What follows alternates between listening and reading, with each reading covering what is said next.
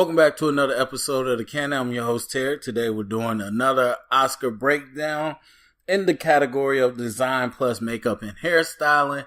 We are close. It is almost Oscar time, so going to be a little bit of a longer episode as we got 3 categories to knock out, but we're going to go right ahead and get into it. Starting with Best Production Design, we got Beauty and the Beast. So Beauty and the Beast, of course, the live action remake this year that made a lot of money, but I don't know that it was received the best. I personally hated it. I wasn't always the biggest fan of Beauty and the Beast. But anyway, production design, Beauty and the Beast really wasn't on my radar for anything for Oscars, so I would be lying if I said I wasn't shocked to see it on here. But when you consider what they did with the castle, with the town and village and all those things, I would say I could understand why they put it on here.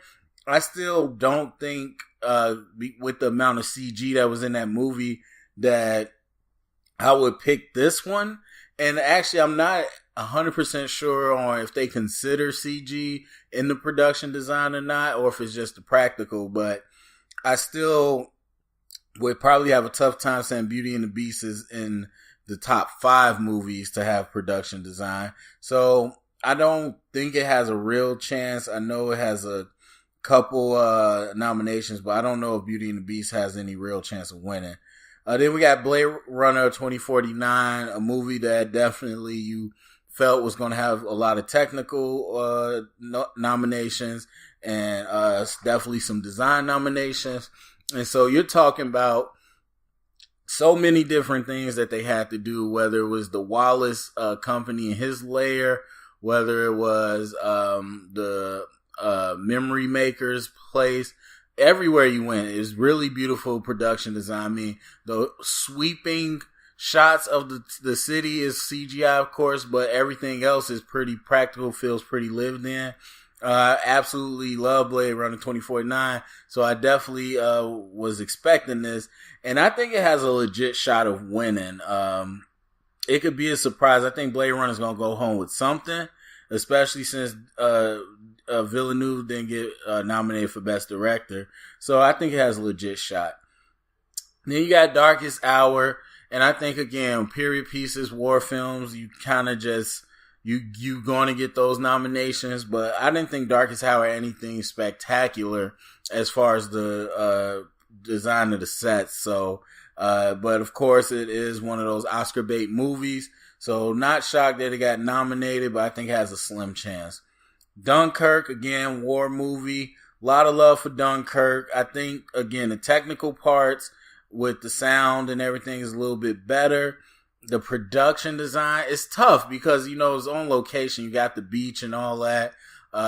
It's not, you got the boat. It's not really anything too much that they created, but yeah, I think it has a chance to win. I wouldn't say a strong chance, but I think it has a legit chance to compete. I don't think it will win, but I think I wouldn't fall out of my chair if it won. Then you got Shape of Water. Definitely not shocked. This was one of the things everybody loved, the whole lab and the layer that they created. And then again with period pieces, recreating a style from a certain era, and then kind of giving us the cafe.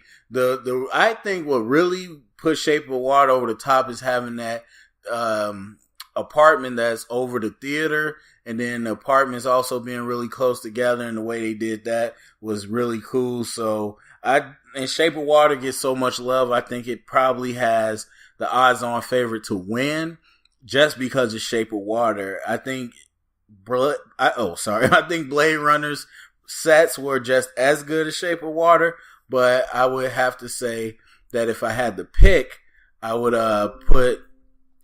definitely put Shape of Water as the odds-on favorite. Okay, so then we go down to costume design. And then we got Beauty and the Beast again. And so Beauty and the Beast, for the costumes, now I could grab onto that a little more because that is something that you can't compare directly to the movies, and then it's more practical, it's not CGI. So That I can understand. Again, it's kind of a period piece, if you want to say that. Again, I wasn't expecting it, and I don't think it has that much of a chance to win. Then you got Darkest Hour. Come on, it's a bunch of people wearing suits. I mean, okay, whatever. But again, it's a period piece, Oscar bait. Not shocked. Don't think it has a real chance of winning. Now we get to Phantom Thread. This is where we're going to start getting into it. With Phantom Thread is a movie about a couture designer that designs dresses, and so everybody's like, well, the dress movie is going to win. Now, the movie is not about dresses, but it is a lot of clothing in their fabric and whatnot. And that's going to be a very strong case for it to be the odds-on favorite, particularly because it's getting a lot of Oscar love, too, with other nominations. And I do think that it is the odds-on favorite, but I don't think it's not without competition. And that competition comes Shape of Water. Shape of Water again. Now, here's the big question. Does the makeup for the creature, or does that count as a costume, or does it count as makeup? Because we'll get to it later, but Shape of Water did not get nominated for makeup. And so a lot of people are wondering, since it's not a human person, does that count as a costume rather than makeup? And if you're counting the creature as a costume, then I got to give the edge to Shape of Water personally, because the design and execution of that was really flawless. Everybody else, again, regular old period pieces type costumes, fine, that, you know, it's nostalgic, cool. But if you're talking about the creature being in on it, then I'm going to give the edge to Shape of Water. Without the creature, I think it has a legit chance because of Shape of Water. And then Victoria and Abdul, a movie I didn't see, but I've seen a lot of it.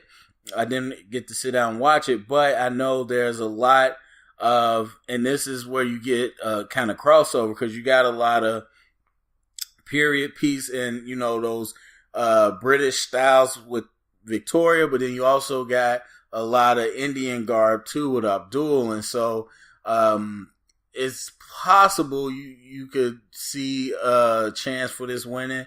And really, just by watching the trailers, you can understand why it was nominated. But I don't think it has a legit chance of winning. But you never know. I just don't think you can beat Phantom Thread or Shape of Water. Okay, and then we go over to Best Makeup and Hairstyling, where we have Darkest Hour. And again, so makeup for Gary Oldman as Winston Churchill. I think that's your odds-on favorite. Nobody's shocked by that. Gary Oldman's the odds-on favorite to win Best Actor, and plus he's unrecognizable. I think that's your shot right there. Victoria and Abdul, again, didn't see the movie, but I think this is more hairstyling than makeup. And again, seeing the parts that I did see, you can understand why I was nominated. Don't think it has a real shot. Wonder, the story about little Augie. So they had Jacob Tremblay in this makeup to make his face deformed. So here's the thing. You're talking about two actors that great makeup, unrecognizable, but one is a lock for Best Actor. I think it goes to Darkest Hour, even though I think Wonder has a real legit chance. Since Darkest Hour has other nominations, maybe they give Wonder the win because they want to throw it a bone. I don't know, but I think Wonder has a legit chance. I just think Darkest Hour is going to win. Okay, so overall, when we're looking at these lists, nothing really stands out to me as far as something being left out. Typically, when you have these Oscar bait movies, they're a little more smaller, a little more indie, and so there's no real big set pieces.